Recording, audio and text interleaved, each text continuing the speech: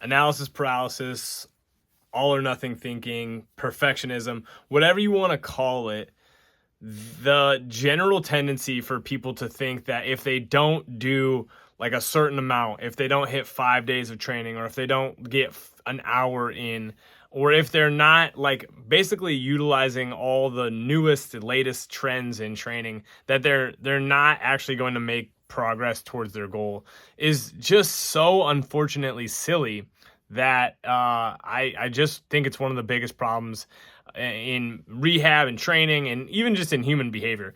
I think a lot of it stems from the fact that we were just so inundated with information and options and solutions to problems that we don't actually take action on the stuff we know we should just do to get where we want to go. In training, it manifests as switching exercises all the time, thinking that the grass is greener on another program. And those things actually contribute to not making progress because you're not actually practicing the skill of training. Training, exercise, running, all of it is a skill. And the more you lean into the fact that like it should be challenging, it should be hard, the practice needs to be deliberate, the better you're actually going to do. So much of the marketing around this stuff is like, okay, this is so evidence-based, or it's going to solve the problem of making your gains linear, or it's the length and partials are the best thing for hypertrophy, or this program is the best for strength. Like maybe, but most of it just relies on implementation consistently for a long time.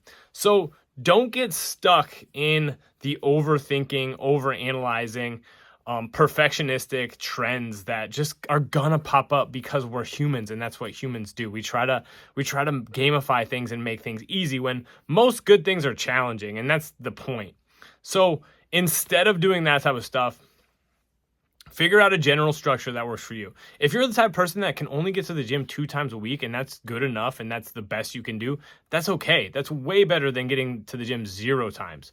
The same thing applies with any of the exercises you choose. If you're somebody that likes variation, cool. Vary your exercises a little bit so that you can actually get good at the general movement patterns. There's not anything giantly different between a stiff-legged deadlift, a deadlift, a Romanian deadlift, a unilateral hinge. They're all hinge movements that are gonna get you results if you just consistently show up. Same thing with squat patterns. If you want to get really good at front squatting, you probably need to front squat regularly. If you just want to build strong legs, then you just need to squat regularly and lunge. So don't get overly addicted to thinking that there's some new trend that's going to fix everything for you, because that's just not simply true.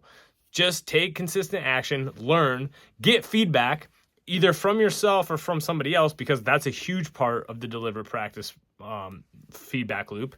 And you're going to make progress. Most people just never stick with things consistently. They never actually do challenging work repetitively to get good at it, and they never seek feedback. And if you do those things, you're going to make a lot of progress, even if it's not perfect.